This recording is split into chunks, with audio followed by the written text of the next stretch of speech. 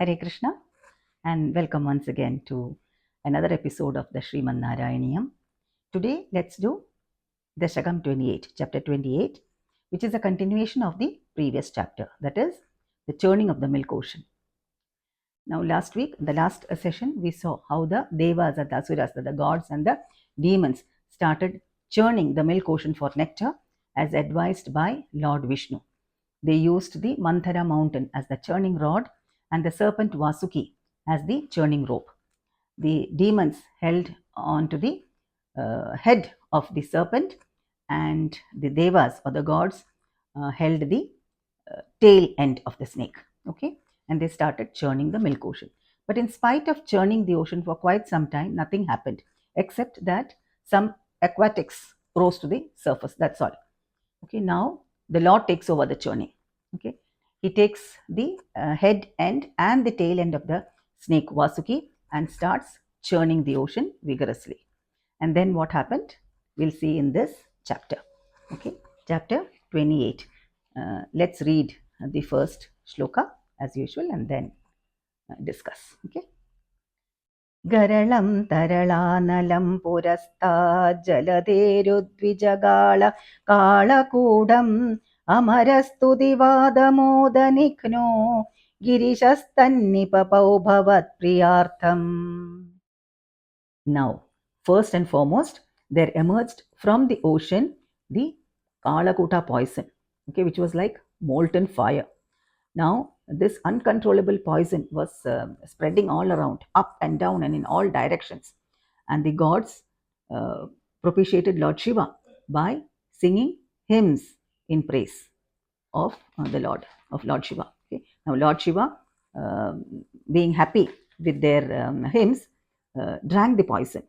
Okay, and the poison manifested its potency by marking Lord Shiva's throat with a bluish line, which is accepted as an ornament around Lord Shiva's neck.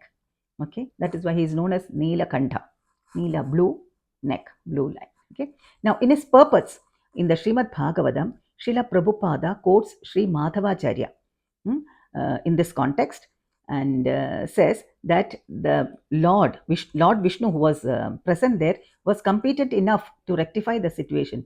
But because he wanted to give credit to Lord Shiva, Lord Vishnu did not take any action at that time.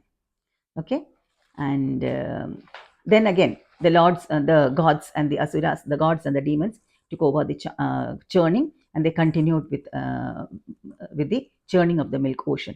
And then next, there emerged the cow Kamadhenu, the wish-fulfilling cow, and the Lord gave it to the sages. And again, they continued the churning, and then one by one, there emerged the horse Uchchaishravas, the jewel among horses, Uchchaishravas, and then the great elephant, white elephant, Airavata, and then the wish-fulfilling tree Kalpaka, and then the Apsaras, or the divine damsels. Now the Lord gives all of them to the Devas, or to the gods.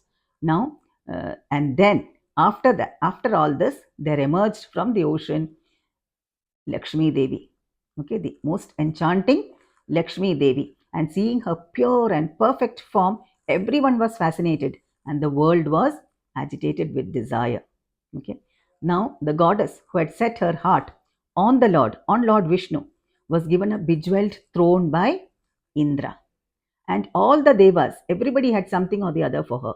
And with all these objects, with all these gifts, the sages consecrated her while they sang Vedic hymns. Okay. Now, as the holy waters were being poured on her, her body was adorned and it became more beautiful due to the sidelong glances of Lord Vishnu, says the poet Sri Melpattur Narayana Bhattatripad. It added to her beauty. The Lord's glances, sidelong glances, added to her beauty. Okay, and the gods further bedecked her with ornaments like jewel-studded necklace, earrings, and yellow silken garments, robes. Okay. Now Lakshmi Devi, holding a wedding garland, having humming bees on it, walked shyly towards the Lord, and the anklets that adorned her feet spread a delightful sound around. Now, she realized that all the other gods like Shiva, Brahma, and others, though endowed with all virtues, they were still not free from defects. And therefore, she placed the garland, she put the garland around Lord Vishnu's uh, neck. Lord Vishnu, who was free from all defects and who was perfect in every way. And the Lord accepts her onto his bosom, where she remains, where she resides, uh, showering compassionate glances all around, which brings prosperity to the entire world. Okay. Then, then the churning continued, and then the highly exciting, deluding, and intoxicating liquor, which is the source of all sins and vices, gushed forth from within the ocean. And the Lord gave it to the asuras or the demons. All right. And next, there emerged from the ocean the Lord in the form of Dhanvantari, holding in his two hands a pot of nectar. Okay. And the poet winds up this chapter by saying, O Lord of Guruvayur, deign to remove all my ailments. So now what happened next? Now the Lord has come out of the ocean with nectar in his hands. Now what happens next? We'll see in chapter 29. So now all this started with Indra showing disrespect to sage Durvasa, right? Sage Durvasa gave Indra a celestial garland, which Indra put on the elephant's trunk. Okay, he was riding an elephant. He put it on the elephant's trunk.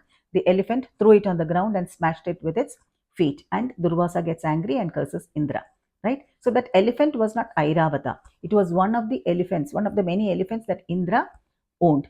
Okay. Now this Airavata emerged from the milk ocean, and Indra got Airavata after the churning of the milk ocean. So I just wanted to make this small correction before I wind up. All right. So thank you for watching, and let's see what happened to the pot of nectar. We'll see that in the next session. Thank you for watching, and Hare Krishna, Hare Krishna, Hare Krishna, Krishna Krishna, Hare Hare, Hare Rama, Rama Rama, Hare Hare.